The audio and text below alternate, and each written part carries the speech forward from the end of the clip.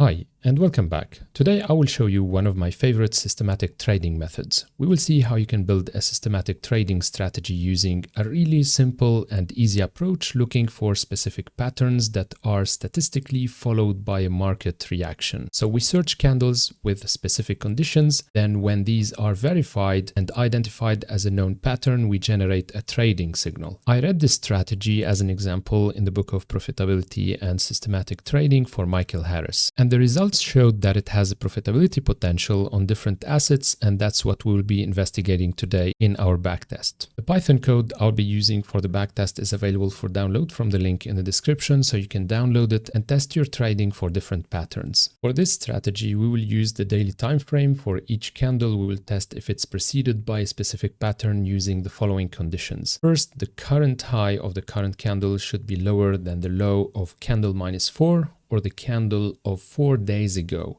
So let's consider this candle for the test. The high value is lower than the low of the fourth previous candle, and at the same time it's greater than the low of 3 days ago, which is verifying the second condition. Then the third and fourth conditions check if the low of 2 days ago is lower than the low of 3 days ago, and if the low of yesterday is below the one of 2 days ago. I know it's not clear, but in summary, we need to have decreasing consecutive lows for the 4 previous days and a current high that breaks above the low of the candle 3 days ago. If you still find it unclear, we will code it in detail in Python, so it's much easier to follow the conditions while coding. When these conditions are verified, we have a long signal, so we enter the market on the next day's open price. And we set the stop loss distance at 4% from the entry level, and the take profit distance is located at 2% from the entry position. In our code, we will change and optimize these percentages to test the potential of the strategy.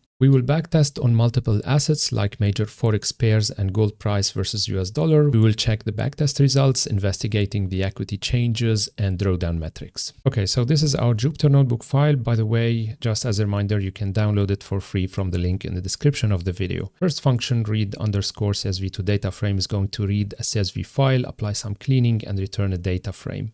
Read_data folder is going to use this function to read a folder of different CSVs if you're going to test the strategy on different assets at the same time, and it's going to return a list of data frames with a list of file names. Then the total signal function is going to take a data frame and the current candle for which we want to test if we have a signal, and it's going to apply the conditions that we have described at the beginning of the video in the presentation. So the low of current position -4, so that's the low of the fourth back candle starting from the current candle and counting backwards, should be greater than the high of the current candle.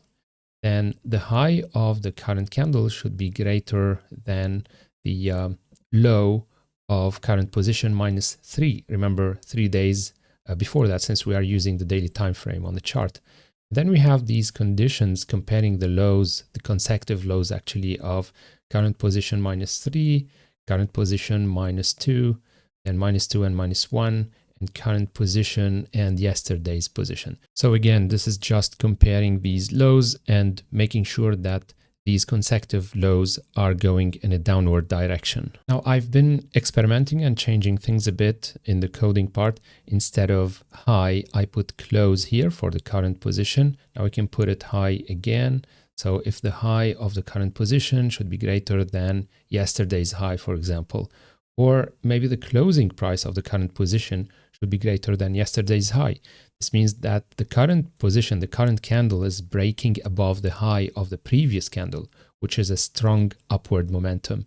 And symmetrically, we can also apply the symmetrical conditions to test if we have a bearish signal, and then we can sell the market or short the market. So in brief, this function total signal is taking a data frame and the current candle. It's going to check the previous back candles and apply these conditions.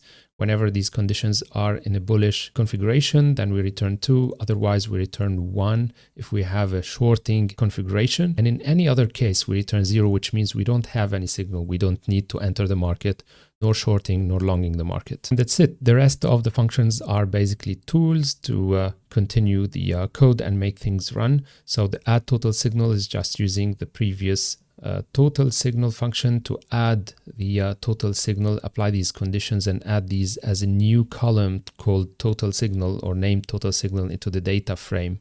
Then we have add point position column that's going to add positions below or above the candles depending whether we have a bullish or a bearish signals.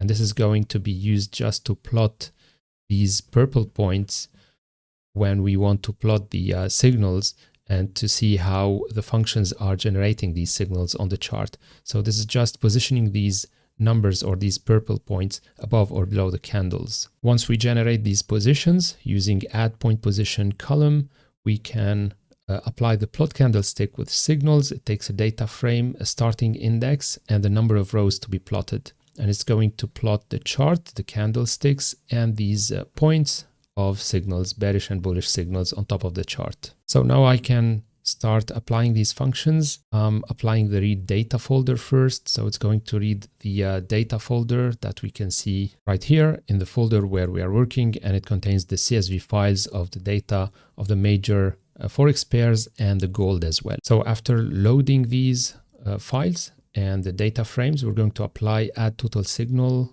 and add point position column as well. We're going to store or overwrite the list of data frames that we have with the new data frames containing the new data, meaning the signal and the point positions. At this point, we can count how many total signals we have using all the data frames. So we have 70 bearish signals and 54 bullish signals. Now for the plotting, we just have to call the function plot candlestick with signals, provide data frame. So I'm providing the data frames 0. So the first data frame, I think it's the Australian versus US dollar between a start index of 300 and a number of rows of 355. So it's between 300 and 655 as a slice. And we can see that we have some signals here. We have a bearish signal because the purple point is above the candle at this point. So we have two bearish signals. And notice that both of them are false signals because we've got this one. We did have a small actually drop down of the price. So we might have caught take profit value here. But this one, I think, was rejected. So that's a rejected signal. And we had a strong bullish movement right afterwards. So most probably this signal would have been stopped. Now, before we continue, obviously the number of signals and the quality of the signals will depend on the conditions that we include in this particular total signal function. So whether you put here close, high, low, or high, low here as well, it's going to change the selectivity of the indicator, and you will be influencing the number of the signals and the quality of the signals you're getting as an output or as a result in the data frame. Now for the backtest, I'm using backtesting.py for this video. We're defining the signal function. It's going to return the total signal, and the strategy uses 10% as a size of lot. So that's 10% of the current equity used as the size of lot. The stop loss percentage is 0.04 and the take profit percentage is 0.02 as a starting point. If we have a signal equal to, so that's a bullish signal, and we don't have any other positions or any other open trades on the market, we're going to open a long position using the lot size and the calculated stop loss and take profits. Same thing for the signal equal 1, so that's going to be a sell using the size, the stop loss, and the take profit distances. But these two parameters are not going to remain 4 and 2%. We're going to change these in the optimization phase. So that's the next cell. This is why I used optimize here. And we're going to change these between 0.01, so that's 1%, up to 8%. Same thing for the take profit percentage. It's going to be between 1% and 8%. For the trading parameters, I'm using a cash account of $5,000, leverage or a margin 1 to 5, and I'm including commissions to account for the spread and few trading fees. So when we run this optimization, it's going to loop over all the data frames, but also it's going to change the different parameters, the stop loss percentage and the take profit percentage for each of these data frames. And now we can plot we can print the results. Actually, these are the aggregated results.